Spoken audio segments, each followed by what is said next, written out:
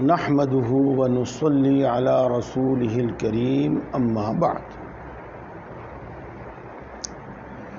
محترم بزرگوں اور دوستو، آنے والے جمعہ میں 14 شعبان ہے اور جمعہ گزرنے کے بعد جو رات آئے گی وہ شعبان کی 15ویں رات ہوگی، اور شعبان کی 15ویں رات کو شب براءت کہتے ہیں۔ عربی میں لیلۃ البراءت بھی کہہ دیتے ہیں، ہمارے ہاں اس کو شب براءت کہتے ہیں۔ آگے بڑھنے سے پہلے ایک بات کہہ دوں جو آپ بار بار سنتے رہتے ہیں، اور امید ہے اللہ کی ذات سے اور آپ کی طلب سے، جس دھیان سے آپ سنتے ہیں، اس کو سامنے رکھ کر بھی امید یہی ہے کہ آپ ان باتوں پر عمل بھی کرتے ہوں گے۔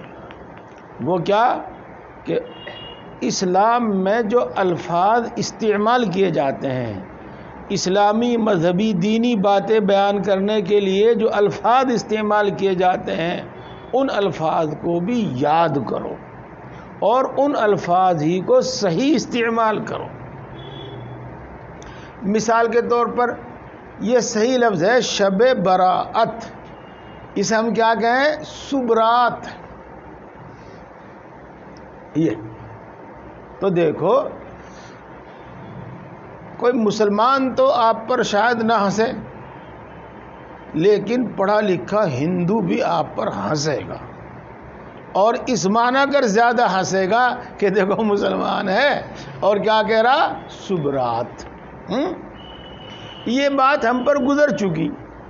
جی ہاں، بات چل رہی تھی تو ایک طرف بیٹھا ہوا تھا ہندو، وہ بول رہا تھا مسجد، دوسری طرف تھا بھائی مسلمان، وہ کہہ رہا تھا میں جت۔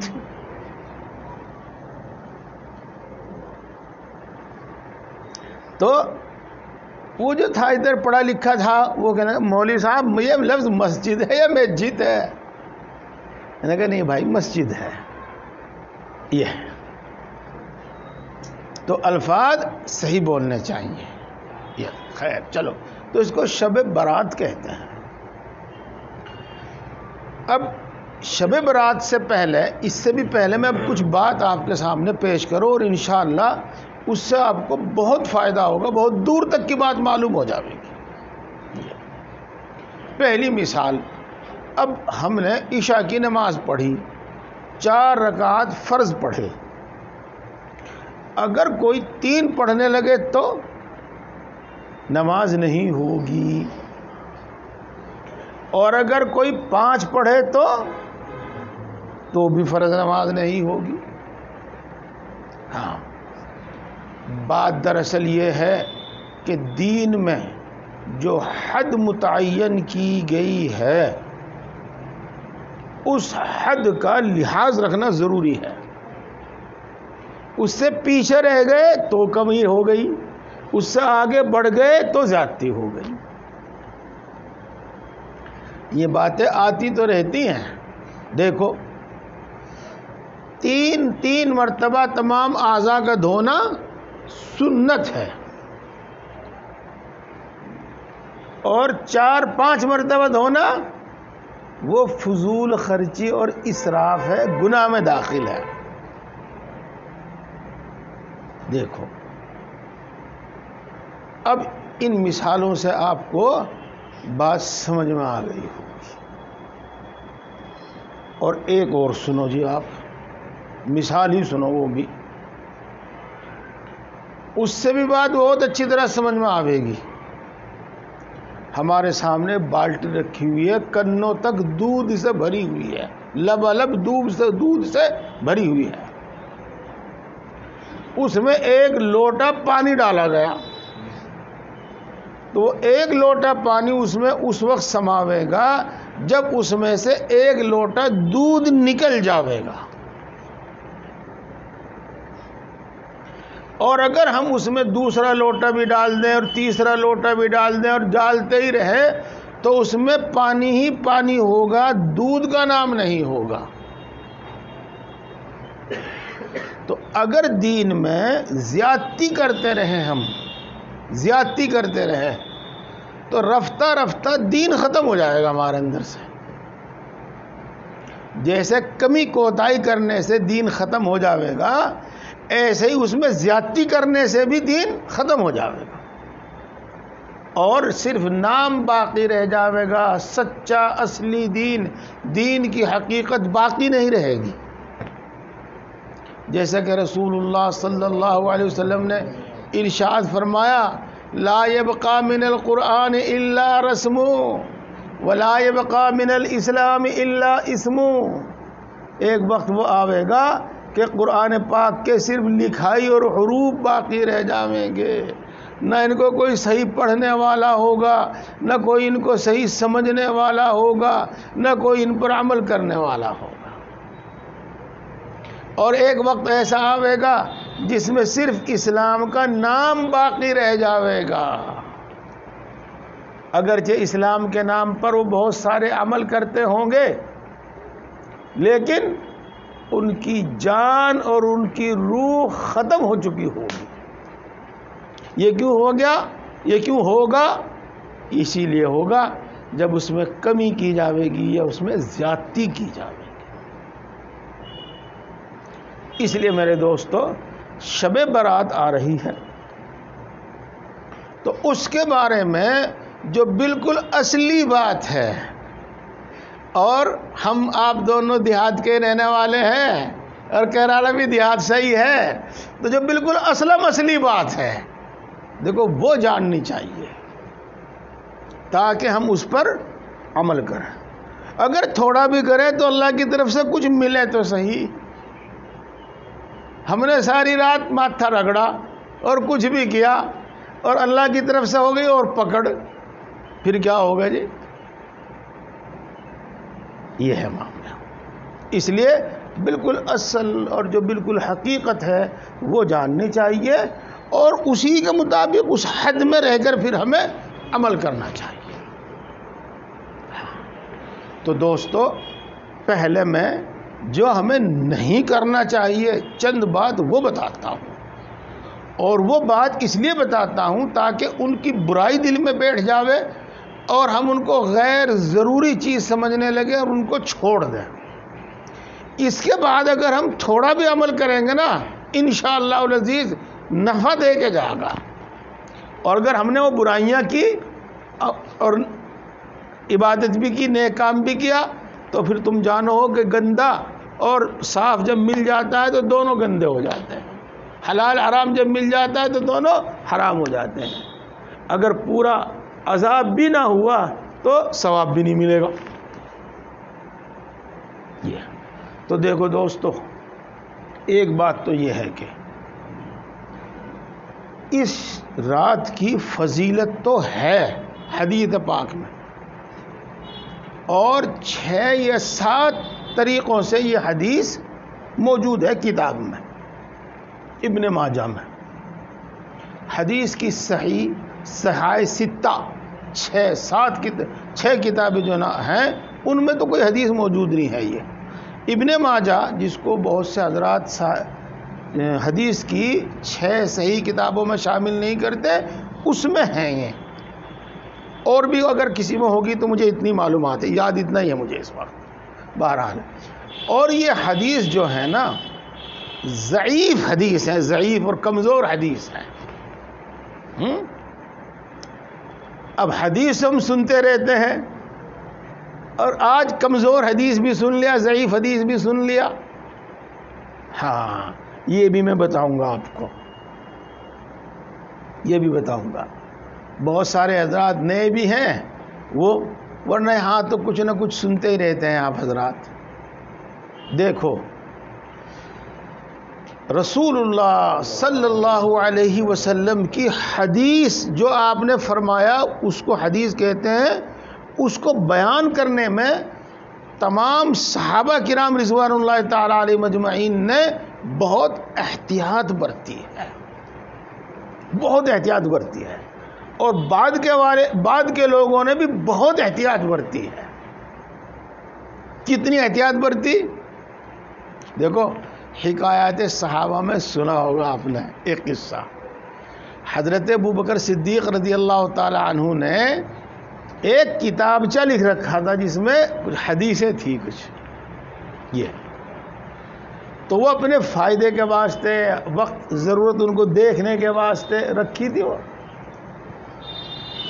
جب ان پر بار بار یہ خیال آیا کہ پتہ نہیں میں نے یہ حدیثیں صحیح سنی یہ نہیں صحیح سے نہیں سنی, اپنی طرف سے کچھ کمی زیادتی تو نہیں ہو گئی میرے سے, پھر میں نے بات صحیح یاد رکھی یا نہیں رکھی, کچھ اس میں کمی زیادتی تو نہیں ہو گئی. تو بہت احتیاط بہت تقوی, اس احتیاط اور تقوی کی وجہ سے وہ رسالہ آپ نے جلا دیا. اگر میں نے یہ حدیث آگے بیان کر دی اور ان میں غلطی ہوئی تو قیامت تک گناہ میرے ذمہ رہے گا, میرے اوپر رہے گا.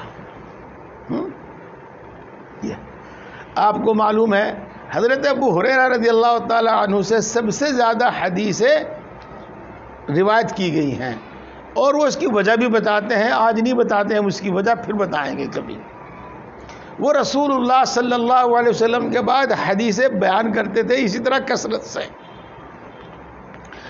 تو حضرت عمر رضی اللہ تعالیٰ عنہ کے سامنے اگر کوئی یہ کہتا کہ ابو ہریرہ نے رسول اللہ صلی اللہ علیہ وسلم کی یہ حدیث بیان کی ہے, تو حضرت عمر فرماتے بلاؤ ہریرہ کو. بلا لیا, یہ دو گواہ پیش کرو, آپ نے رسول اللہ صلی اللہ علیہ وسلم سے یہ حدیث سنی ہے, کس کس کے سامنے سنی, دو گواہ پیش کرو. جی, اور بہت موقع ایسے بھی ہوتے ہیں جب آدمی دو ہی ہوتے ہیں, تیسرا چوتھا کوئی ہوتا نہیں. ہاں, تو حضرت ابو ہریرہ رضی اللہ تعالیٰ عنہ بہت احتیاط برتتے تھے, اور یہی مقصد تھا حضرت عمر رضی اللہ تعالی عنہ کا بھی. اسی لیے آدمی اتنی احتیاط سے بیان کرتا ہے, اور اتنی احتیاط سے بیان کرنا چاہیے جتنی بھی احتیاط آدمی سے ہو سکے. دیکھو, جب ہم قرآن پاک کی آیت پڑھتے ہیں تو اکثر کہتے ہیں صدق اللہ العظیم, جس کا مطلب یہ ہے کہ اللہ رب العزت نے جو فرمایا بالکل صحیح فرمایا, صدقہ سچ کہا اللہ رب العزت نے. اور جب حدیث پاک بیان کرتے ہیں تو اس کے بعد ہم کیا کہتے ہیں, او کما قال علیہ الصلاۃ والسلام. اکثر بیشتر آپ علماء سے تقریر میں حدیث سنتے ہیں تو اس کے بعد یہ جملہ بھی سنتے ہیں. اس کا کیا مطلب ہے, یا تو اسی طرح ہے جس طرح میں نے آپ کے سامنے بیان کیا, اور ایسا بھی ہو سکتا ہے کہ میرے بیان کرنے میں کوئی کمی زیادتی ہو گئی ہو, پھر اصل بات وہ ہے جو رسول اللہ صلی اللہ علیہ وسلم نے کہا. او کا مطلب ہے یا تو وہ جو میں نے کہا, یا اس کے علاوہ کچھ اور بھی ہو سکتا ہے اگر میرے سے غلطی ہو گئی ہو. او کما قال علیہ الصلوۃ والسلام کا یہ مطلب ہوتا ہے. احتیاط برتتے ہیں.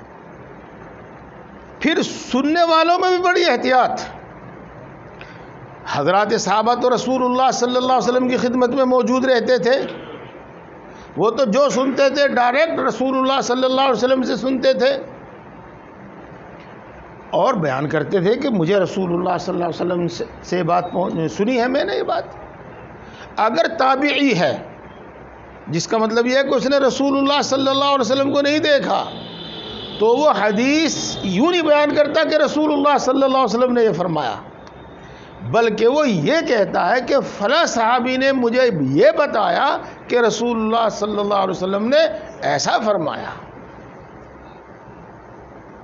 سمجھے آپ, احتیاط.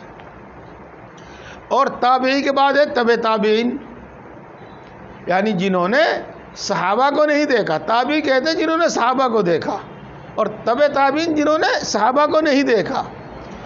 تو وہ اگر رسول اللہ صلی اللہ علیہ وسلم کی حدیث بیان کرتے ہیں تو صحابی کا بھی نام لیتے ہیں, اور اس کے بعد جو تابعی ہیں ان کا بھی نام لیتے ہیں کہ رسول اللہ صلی اللہ علیہ وسلم کی یہ بات فلاں صحابی نے روایت کی, اور اس کے بعد فلاں شخص نے مجھے بتائی. یہ ہے. دیکھو دوستو، اس کے بعد یہ سلسلہ اسی طرح چلتا رہا. تو آج میری بات سنیے اور اگلے ہفتے تک یاد رکھیے، اگلے ہفتے پھر کام آئے گی یہ بات آپ کو. پھر اہل حدیث کی جماعت وجود میں آئی. اہل حدیث کن کو کہتے ہیں؟ وہ علماء کرام جنہوں نے حدیث کی سند کا مطلب کہ میرے سامنے فلاں نے بیان کی، ان کے سامنے فلاں نے بیان کی، ان کے سامنے فلاں نے بیان کی، اور انہوں نے رسول اللہ صلی اللہ علیہ وسلم سے سنا. اس کو کہتے ہیں سند، اسی کو کہتے ہیں اسناد. تو رسول اللہ اہل حدیث کے علماء محدثین، ان کا کام یہ ہوتا ہے کہ وہ پہلے اس پر نظر ڈالتے ہیں کہ جو سند ہے، یہ کہہ رہا ہے کہ میں نے فلاں سے سنا، وہ کہہ رہا ہے میں نے فلاں سے سنا، وہ کہہ رہا ہے میں نے فلاں سے سنا، ایسا درست اور صحیح بھی ہے کہ نہیں؟ یہ بیان کرنے والے سچے اور صحیح بھی ہیں کہ نہیں؟ ہاں، یہ جو بات میں آپ کو بتا رہا ہوں یہ شب برات سے متعلق ہی ہے. ہاں، شب برات سے متعلق ہی ہے. میں نے آپ کے سامنے بات بتائی تھی کہ اصلی بات بتاؤں گا میں آپ کو، شب برات سے ہٹ کے نہیں ہے. جی، اگر بات آدھی رہ جائے گی تو پھر جمعے میں پوری کر دیں گے، کوئی بات نہیں. کل کو آ جاؤں گا پھر آپ کے واسطے، کوئی بات نہیں. ہاں، تو یہ ہے جی. پھر یہ سلسلہ ان حضرات تک پہنچا جنہوں نے بخاری شریف لکھی، مسلم شریف لکھی اور دوسری حدیث کی کتابیں لکھی، اور انہی لوگوں کو اہل حدیث کہتے ہیں. تو انہوں نے پوری بات اس میں لکھ دی اور ان لوگوں کی چھان بین کر دی جو اس کو بیان کرنے والے تھے. تو اب اکثر و بیشتر پوری سند کو ذکر نہیں کرتے اور بس یہ ذکر کر دیتے ہیں کہ حضرت ابو ہریرہ نے یہ فرمایا اور اس حدیث کو بخاری نے روایت کیا، اور اس حدیث کو ترمذی نے روایت کیا، اور اس حدیث کو مسلم نے روایت کیا. اس لیے میں نے آپ کے سامنے ابن ماجہ کا نام رکھ لیا. تو یہ حدیثیں کمزور ہیں. ان کے بیان کرنے والے جو لوگ ہیں وہ اس درجے کے اور اتنے پکے آدمی نہیں ہیں کہ ان کی بات پر اتنا اعتماد کیا جاوے کہ ان حدیثوں کو 100% صحیح مانا جاوے. یہ ہے مسئلہ، یہ کمزور ہے. چونکہ 6-7 ہیں اس لیے اس پر عمل کرنے کی اجازت ہے. علماء کرام کے ہاں اور بہت سارے اصول ہیں، ان میں سے ایک اصول یہ ہے کہ اس میں کوئی نئی بات نہ بتائی گئی ہو، وہی دین کی باتیں اور وہی عبادت وغیرہ جو جن کا ہمیں حکم دیا گیا ہے وہی بتائی گئی ہیں، تو ان پر عمل کرنے میں کوئی حرج نہیں ہے. اس واسطے ان پر عمل کیا جاوے اور عمل کرنے میں کوئی حرج نہیں ہے. اور اس کا مطلب یہ ہوا کہ یہ اتنا ضروری اور لازم نہیں ہے کہ ہم دوسروں کو بھی اس کا حکم دیں، بلکہ جس طرح میں آپ کے سامنے اصلیت بیان کر رہا ہوں اور فضیلت بیان کر دوں گا، بس زیادہ سے زیادہ اتنا ہی کام کریں گے، اصلیت بیان کر دیں گے اور فضیلت بیان کر دیں گے. اگلا شخص عمل کرے جب اچھا، نہ کرے جب اچھا. اور دوستو، اس قسم کی حدیثوں پر اور اس قسم کی باتوں پر دفن چیزیں جو ہیں عمل کرنے والے کے واسطے ایک شرط یہ بھی ہے کہ وہ اس کے نہ کرنے والے کو برا بھلا نہ کہے، اس کے عمل نہ کرنے والے کو برا بھلا نہ کہے. یہ زیادہ سے زیادہ اس رات کی عبادت مستحب ہو سکتی ہے، اور مستحب کی تبلیغ کا طریقہ یہ ہے کہ اس کی اصلیت اور فضیلت بیان کر دو. اگلے کو اختیار ہے، کرے جب سبحان اللہ، نہ کرے جب الحمدللہ. تو اس پر پکڑ نہ کرو، ملامت نہ کرو، اور خود بھی کرو تو لیکن اپنے آپ کو ان دوسروں سے افضل نہ سمجھو. یہ ہے. چنانچہ اکثر ہم میں زیادہ فضائل سننے کی وجہ سے، زیادہ اہمیت دل میں بیٹھ جانے کی وجہ سے، ارے دیکھو سارے پڑے سو رہے، آج تو شب برات تھی، بس کچھ نہ کچھ تو عبادت کرنی چاہیے تھی. اس طرح کی باتیں، طنزیہ باتیں نہیں کہنی چاہیے.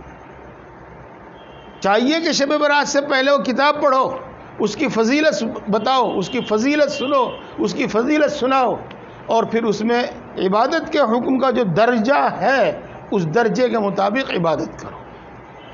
اس سے بڑھا دو گے جب غلطی، اور گھٹا دو گے جب غلطی.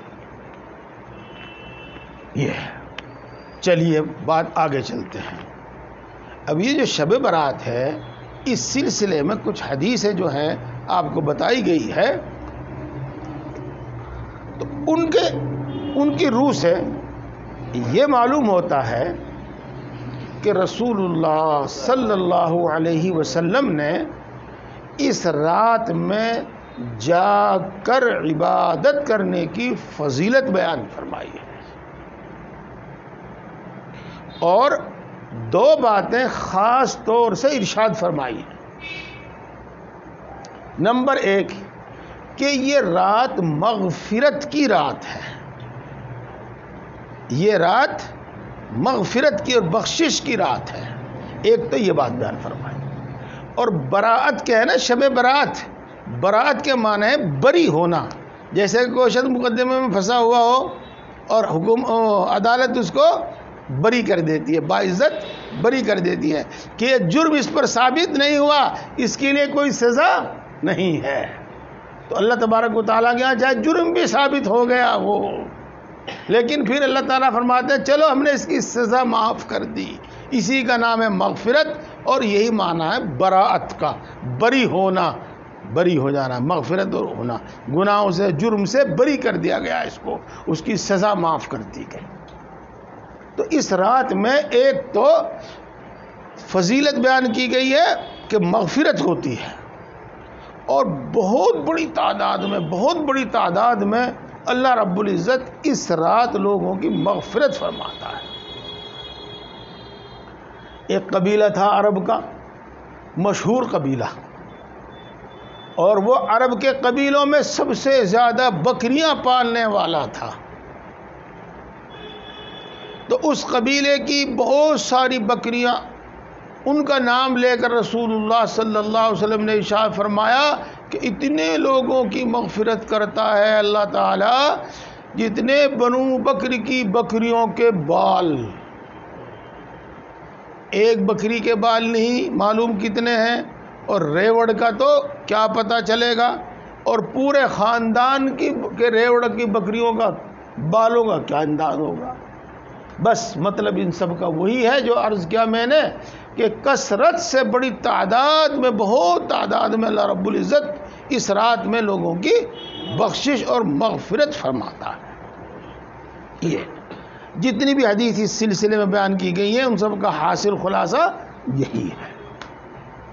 ایک بات اس سے ہم کیا سمجھیں کہ چونکہ یہ رات مغفرت کی رات ہے اور اللہ رب العزت اس دن مجرم لوگوں کو، گناہ گار لوگوں کو بری فرماویں گے، تو ہم اللہ کے دربار میں حاضر رہیں اور اس کی عبادت کریں، اور ہم اس سے اس کے باوجود کہ وہ آج خود مغفرت فرماوے گا درخواست بھی لگا دیں، عرضی بھی لگا دیں کہ اے احکم الحاکمین تو مجھے بھی معاف کر دیں. جب بیان تو کرنا چاہ رہا تھا میں اس کی غلطیاں، لیکن وہ میں جو کرنا وہ بیان کرنا شروع کر دیا. چلو پھر یہ بھی ٹھیک ہے، یہ بھی ٹھیک ہے. اب یہی بیان کریں گے جو کرنا ہے، عبادت کریں. اس لیے عبادت میں مشغول رہیں. اب رہ گیا یہ کہ کتنی دیر ہے نا، چاہے وہ شب قدر ہو میرے دوستوں، اور چاہے وہ شب برات ہو،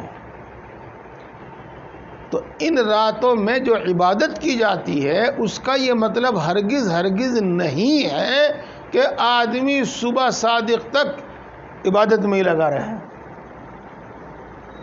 یہ مطلب اس کا ہرگز نہیں ہے، بلکہ اپنی طاقت اور فرصت اور ہمت کے مطابق جتنی دیر عبادت ہو سکے اتنی دیر عبادت کر لیا کریں. یہ ہے.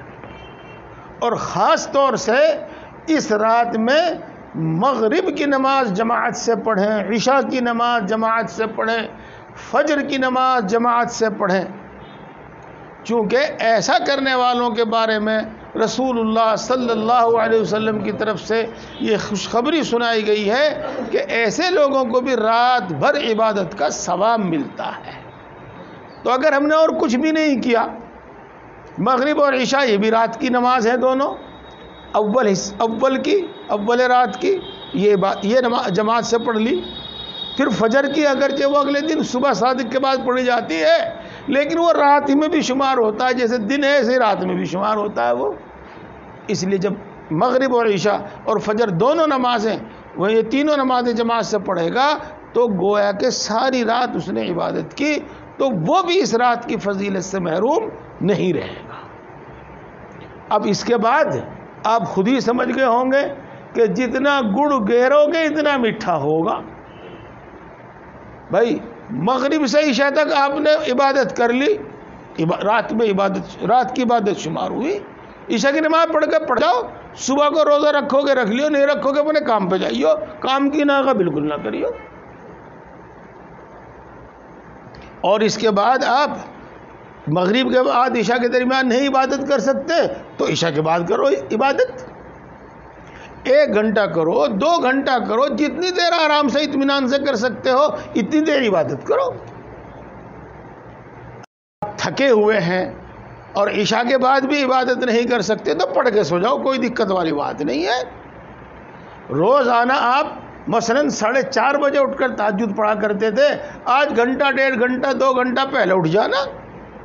آج 3 بجے اٹھ کے اور 5:15 بجے تک عبادت میں مشغول رہنا. تو ان تینوں طریقوں میں سے بلکہ چاروں طریقوں میں سے جو بھی عبادت کریں گے انشاءاللہ العزیز پوری رات کی عبادت کا ثواب ملے گا اور شب برات کی عبادت کا ثواب ملے گا. ہاں اچھا، اور سنو،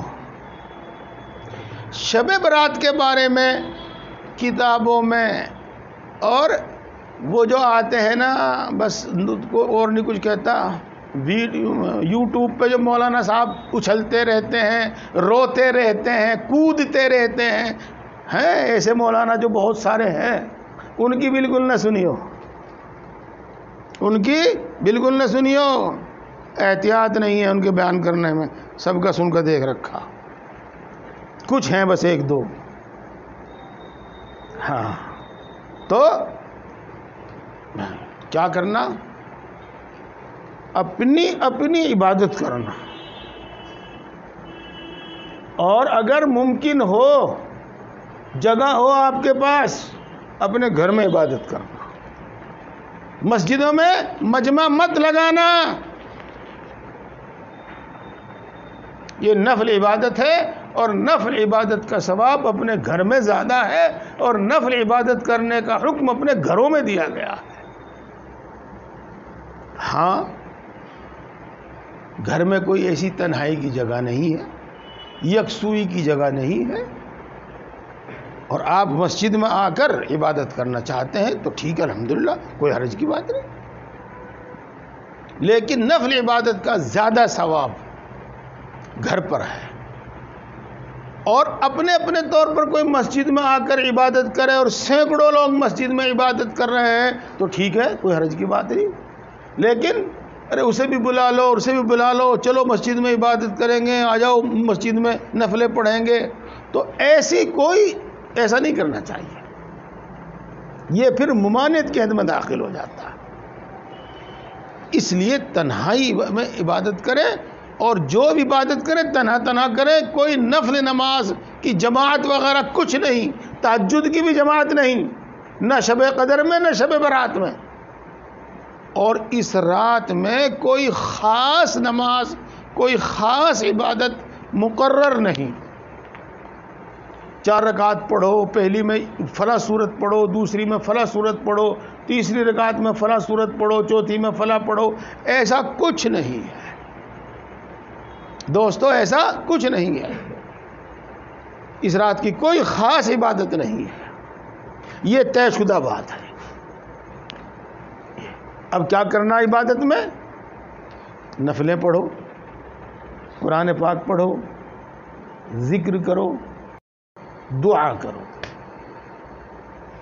یہ چیزیں عبادت میں شامل ہیں۔ تنہا تنہا کرو، یکسوئی میں کرو، یکسوئی کے ساتھ کرو، اور جتنی ہمت ہو اتنی کرو۔ ایسا ہرگز نہ ہو کہ صبح فجر کی نماز قضا ہو جاوے، بلکہ ایسا بھی نہ ہونا چاہیے کہ آپ اگلے دن دیہڑی پر کام پہ نہ جا سکیں، ایسا بھی نہ کرو۔ ایک تو بات میرے دوست بزرگوں یہ ہوئی۔ میں اپنی ایک بات دوبارہ پھر کہہ دیتا ہوں، کوئی خاص ایسی عبادت، کوئی خاص ایسی نماز جس کا بہت زیادہ ثواب ہو اور وہ پڑھی جاتی ہو، اس رات میں نہیں ہے۔ دیکھو دوستو، بات کچھ لمبی ہوگی، زیادہ تو وقت تو نہیں ہو گیا ہے؟ ہو گیا؟ ابھی ٹائم ہے؟ اچھا، ایک تو میرے دوستو عبادت کی یہ بات ہو گئی، بات پوری ہو گئی۔ اچھا، اس شب برات میں ایک دوسرا کام یہ کیا جاتا ہے کہ قبرستان جاتے ہیں، قبرستان جاتے ہیں۔ تو دیکھو، میں نے بتایا تھا آپ کو کہ اصلی بات بتاؤں گا، ہاں، تاکہ اس کی پوری رعایت کرتے ہوئے، حد کی پابندی کرتے ہوئے ہم عبادت کریں اور ہمیں ملے۔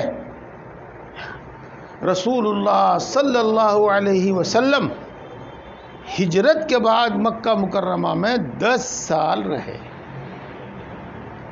لیکن حضرت عائشہ صدیقہ رضی اللہ تعالی عنہا کی ایک حدیث سے معلوم ہوتا ہے کہ آپ اس رات میں جنت البقیع، مدینہ کا جو قبرستان ہے، اس میں گئے۔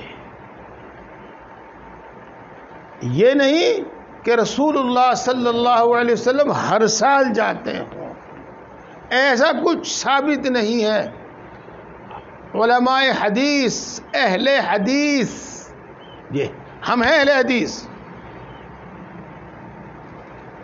یہ تحقیق کر کے بتا دیا ہے کہ رسول اللہ صلی اللہ علیہ وسلم ایک بار گئے ہیں مدینہ منورہ کے قبرستان جنت البقیع میں۔ 10 سال آپ وہاں تشریف فرما رہے، ہر سال نہیں گئے، ایک بات۔ اور دوسری بات یہ، حضرت عائشہ صدیقہ رضی اللہ تعالی عنہا جو اس حدیث کو بیان کرتی ہیں، اس سے معلوم ہوتا ہے کہ آپ قبرستان گئے، لیکن آپ نے قبرستان جانے کے فضائل بیان نہیں کیے، عام طور پر تمام صحابہ کے سامنے کہ تم بھی جایا کرو، تم بھی چلے جایا کرو۔ یہ ہے، اس سب باتوں کو سامنے رکھتے ہوئے بڑے بڑے علماء، سچے پکے صحیح علماء، اگر آپ زیادہ تر مفتی تقی صاحب عثمانی دامت برکاتہم، ان کا بھی یوٹیوب پر آتا رہتا ہے، ان کو سن لیا کرو، ان کو پڑھ لیا کرو۔ ہاں، ان کی بات سنیں گے تو یہی ہے کہ سنت ادا کرنے کی نیت سے زندگی میں ایک بار چلے جاؤ قبرستان، بس اس رات کی سنت ادا ہو گئی۔ اس کے بعد پھر کبھی کبھار جب جی چاہے چلے جاؤ، زندگی میں کبھی کبھار جب جی چاہے تب چلے جاؤ۔ تو اس رات کے یہی 2 عمل بیان کیے جاتے ہیں، جس حد تک ہو سکے عبادت کرنا، اور دوسرے ایک مرتبہ یا کبھی کبھی قبرستان چلے جانا۔ اس سے زیادہ اس کے بارے میں اور کچھ نہیں ملتا۔ اگلے دن شب برات کے بعد جو اگلا دن آتا ہے، اس میں روزہ رکھنا بھی مستحب ہے۔ ایک بات اور سنیے، اس حدیث پاک میں، یعنی شب برات کی فضیلت کی حدیثوں میں ایک حدیث آپ یہ بھی سنیں گے کہ اس رات اللہ تبارک و تعالی مغرب کے بعد ہی پہلے آسمان پر تشریف لے آتے ہیں، اور اللہ تبارک و تعالیٰ کی طرف سے اعلان ہوتا ہے کہ ہے کوئی مانگنے والا کہ میں اس کو دوں، اور ہے کوئی مغفرت چاہنے والا کہ میں اس کو بخش دوں۔ اور یہ اعلان اللہ تبارک و تعالیٰ کی طرف سے صبح صادق تک ہوتا رہتا ہے۔ یہ بھی اس رات میں دعا کرنے کی فضیلت کو بتاتی ہے۔ اور یہ حدیث پاک سے بھی معلوم ہوتا ہے کہ اس رات میں بنسبت اور دوسرے مواقع کے جلدی دعا قبول ہوگی انشاءاللہ۔ یہ تیسری بات ہو گئی۔ ایک بات اس کے ساتھ اور سنیے گا، اس رات کے بارے میں تو یہ آیا کہ مغرب کے بعد ہی اللہ تبارک و تعالیٰ پہلے آسمان پر تشریف لے آتے ہیں، لیکن دوسری حدیثوں سے معلوم ہوتا ہے کہ ہر رات آدھی رات کے بعد اللہ تبارک و تعالیٰ پہلے آسمان پر تشریف لے آتے ہیں، اور یہی اعلان ہوتے ہیں اللہ تبارک و تعالیٰ کی طرف سے جو اس رات میں مغرب کے بعد سے شروع ہو جاتے ہیں۔ ہر رات میں آدھی رات کے بعد یہی اعلان ہوتے ہیں۔ اب ہمیشہ تو ہم ساری رات پڑھ کے سوئیں اور تہجد میں اور آخری رات میں عبادت کرنے کا کبھی ارادہ بھی نہ کرے، کبھی سوچے بھی نہ، اگر یہ تو اللہ والوں کا کام ہے، بزرگوں کا کام ہے، ہمارا نہیں ہے، یہ ہمارے پہ نہیں ہونے کا، یہ نہیں، یہ بات نہیں، بلکہ خود بھی ارادہ کرنا چاہیے، اور ہمیشہ نہیں تو کبھی کبھی تو کر ہی لینا چاہیے۔ اور جب کوئی کام اٹک جاوے، کوئی بات بگڑ جاوے، جب تو آدھی رات کے بعد اٹھو کہ بھئی اللہ کی طرف سے اعلان ہو رہا، چلو ہم بھی مانگیں گے چل کے کچھ۔ تو میرے دوستو، اس رات میں مغرب کے بعد ہی، ہر رات میں آدھی رات کے بعد۔ یہ ایک بات اور سنو، اچھا بعض تقریر تو آپ بہت سنتے رہتے ہیں، باتیں سنتے رہو آپ۔ اس رات میں اللہ تبارک و تعالیٰ بہت بڑی تعداد میں کثرت سے اللہ تبارک و تعالیٰ گناہ معاف فرماتے ہیں، جو بتایا میں نے اتنے، لیکن اللہ کی مغفرت اور اللہ کی بخشش صرف اسی رات میں نہیں ہوتی، صرف اسی رات میں نہیں ہوتی۔ مانگنے والا چاہیے ہر دن، ہر وقت، ہر گھڑی، ہر دن، ہر وقت، ہر گھڑی۔ شرط یہ ہے کہ آدمی سچے دل سے اسے پکارے اور سچے دل سے معافی مانگے۔ جی ہاں، میں کئی واقعات سناتا، سب کو چھوڑ کے ایک سنا رہا ہوں کہ وہ چھوٹا ہے، اور دوسرا بھی اور بھی کئی ہیں وہ بڑے ہیں۔ حضرت عمر رضی اللہ تعالیٰ عنہ چلے جا رہے تھے، سامنے سے ایک شخص آ رہا تھا، تو اس کی حرکتوں سے حضرت عمر رضی اللہ تعالیٰ عنہ یہ سمجھے کہ کچھ نہ کچھ کالے میں دھولا ہے، بلکہ ہاں ہے کچھ نہ کچھ، یہ سمجھے اس کی حرکتوں سے۔ اللہ تبارک و تعالیٰ کو حضرت عمر رضی اللہ تعالیٰ عنہ، اللہ تبارک و تعالیٰ نے حضرت عمر رضی اللہ تعالیٰ عنہ کو بہت بڑی عقل، بہت بڑا علم دیا تھا۔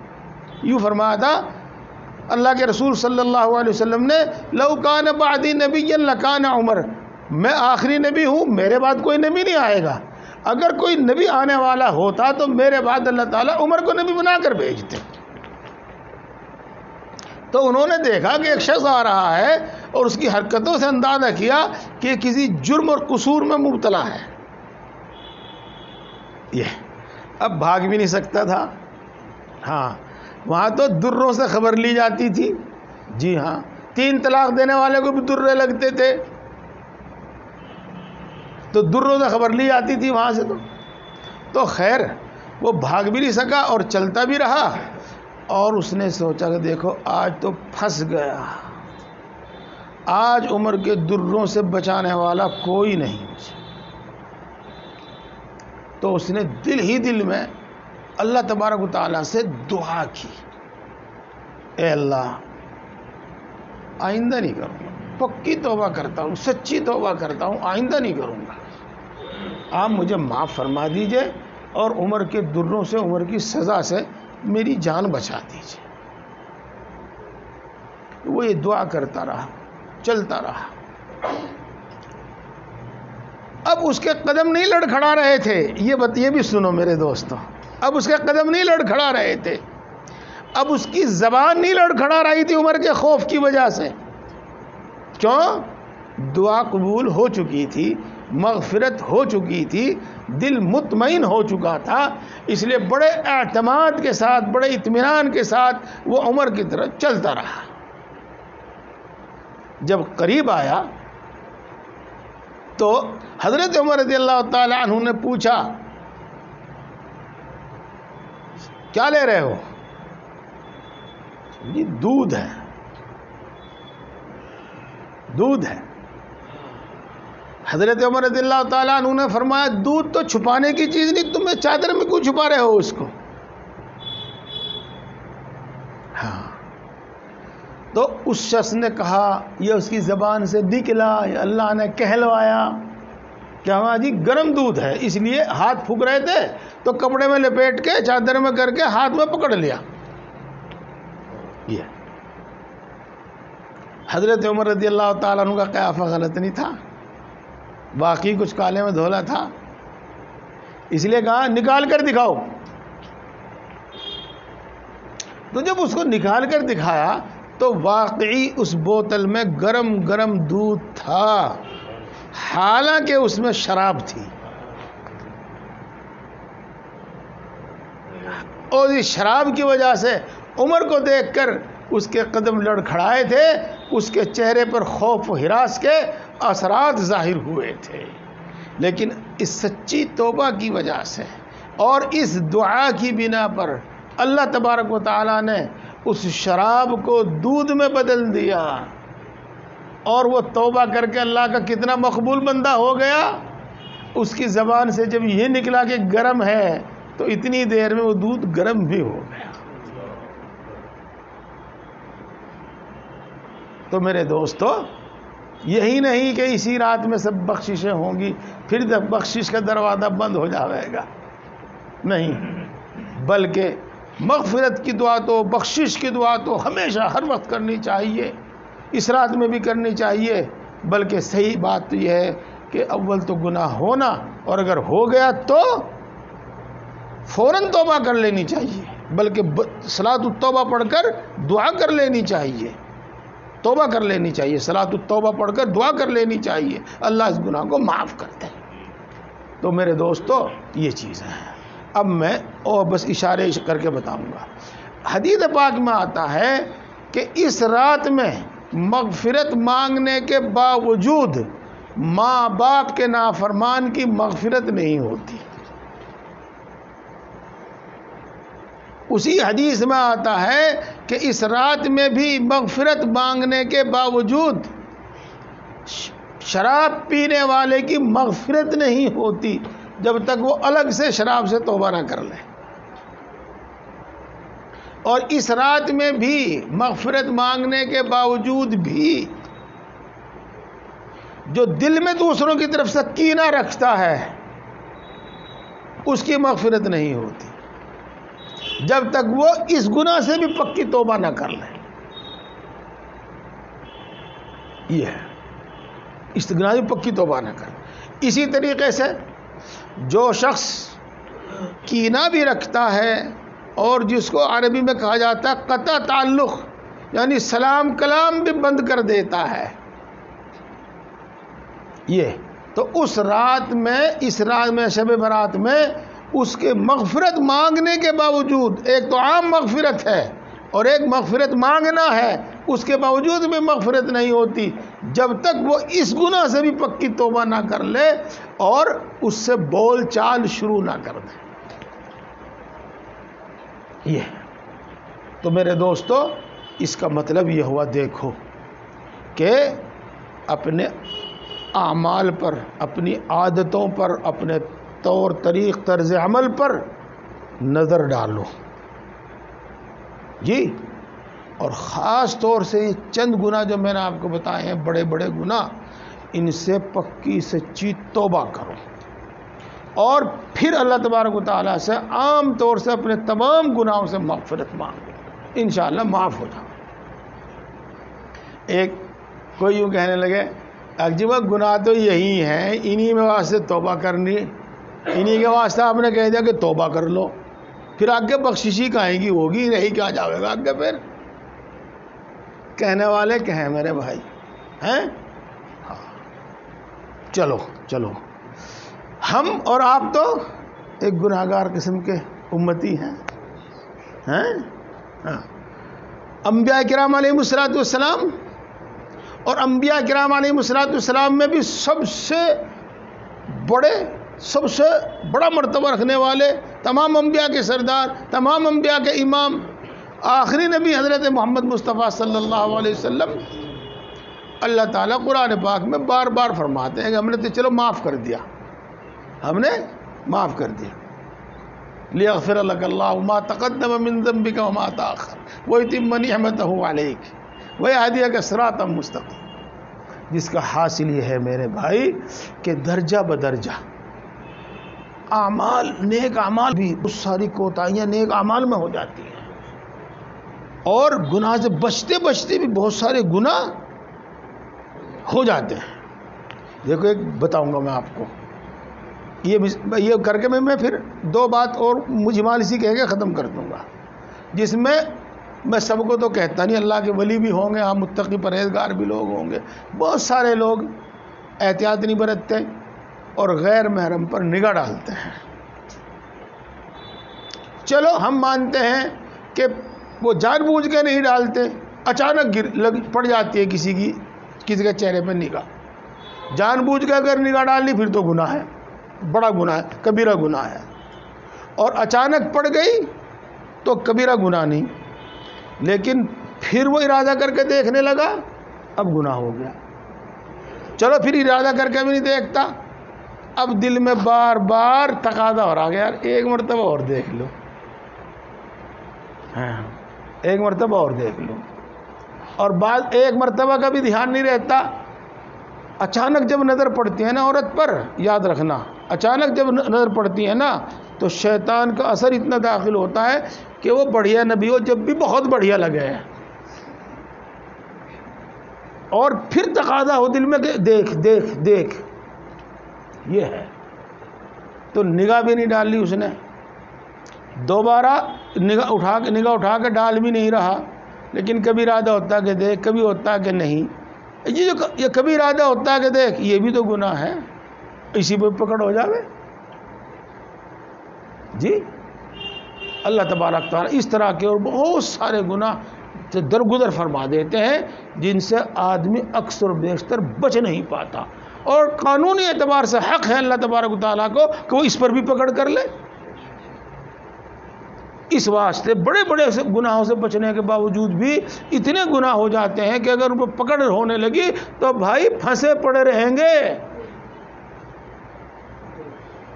یہ بات ہو گئی، اب آگے چلو۔ اچھا، اس رات میں آتش بازی اسی طرح حرام ہے جس طریقے سے باقی دنوں میں اور باقی راتوں میں، اور اگر کوئی ثواب سمجھ کر کرتا ہے تو پھر تو میرے دوستو کفر کا اندیشہ ہے جی۔ اور خاص بات یہ ہے کہ ہمارے بھائیوں نے جنہوں نے بھی یہ کام شروع کیا وہ ہندوؤں کی دیوالی کی نقل میں شروع کیا، تو اس مشابہت کی وجہ سے یہ گناہ اور بہت بڑھ جاتا ہے۔ اور دوستو کسی کا کوئی نقصان ہوتا ہے، کسی کے سامان میں آگ لگ گئی، گھر میں آگ لگ گئی، کسی کے سر پہ آ پڑا، کچھ بھی ہو گیا، وہ جو ہوگا اس کا گناہ الگ ہوگا، اور دوستو جو فضول خرچی اس میں ہوئی ہے اس کا گناہ الگ ہوگا، اور فضول خرچی کرنا بھی حرام ہے، قرآن پاک میں صاف صاف اس سے ممانعت آئی ہے۔ اسی طرح اس رات میں اکثر و بیشتر گھروں میں وہ سوجی کا حلوہ ضرور پکے، کھاویں یا نہ کھاویں لیکن پکاویں گے ضرور، اور امام صاحب کو بھیجیں گے، چاہے امام صاحب کھاویں یا نہ کھاویں، چاہے شوگر ہو رہا ہو نہ کھاتا ہو، لیکن اس کے واسطے بھیجیں گے، اور اگر نہیں بھیجا تو شب برات نہیں منی۔ تو میرے دوستو سنو، حلوہ تو حلوہ ہی ہے، اور بھائی سوجی کا اور بڑھیا ہے حلوہ، کوئی منع نہیں کرتا، روزانہ کھایا کرو، دونوں وقت کھاؤ، تینوں وقت کھاؤ، کوئی منع نہیں کرتا، لیکن اس رات میں اس نیت سے کہ اللہ کے رسول کا حکم ہے، یہ پکانا گناہ ہوگا، بدعت ہوگا، اور آپ جانتے ہیں بدعت کتنا بڑا گناہ ہے جی۔ ثواب کی نیت سے پکانا، اسی کو بدعت کہتے ہیں۔ اسی طرح میرے دوستو، اگر کوئی آدمی اس وجہ سے پکاوے، ارے پڑوسن یوں کہیں گے دیکھو تو اس نے شب برات میں بھی سجی کا حلوہ نہیں بنایا تھا، اتنے کنجوس ہیں کہ شب برات میں بھی حلوہ نہیں بنتا ان کے یہاں تو۔ ہاں، وہ کہنے والا وہ بھی گنہگار، اور اس کے کہنے کی وجہ سے جس کو کہتے ہیں لحاظ، دباؤ، کیا کہتے ہیں معاشرہ، سماجی دباؤ، اس کے لحاظ سے بنایا تو بھی گنہگار ہوگا۔ گنہگار کیوں ہوگا؟ اس کے دل میں سماج اور معاشرے کا خوف اللہ کے خوف سے زیادہ ہے۔ معلوم ہے کہ اللہ کے رسول کا حکم ہے کہ نہ بناؤ آج، اس طرح اس نیت سے مت بناؤ، تو ان سے ڈر کے تو رکتا نہیں، اور ان سے ڈر کے کرتا ہے۔ یہ تو آتش بازی ہو، اور میرے دوستو شربت، وہ کیا کہیے گا، سجی کا حلوہ ہو، غرض اس رات میں دعا اور نفل، کبھی کبھی قبرستان جانا، اور اگلے دن جی چاہے تو روزہ رکھ لینا، یہ کام ہے، اور اس سے زیادہ اس کے علاوہ جو بھی کچھ ہے وہ سب خرافات ہیں۔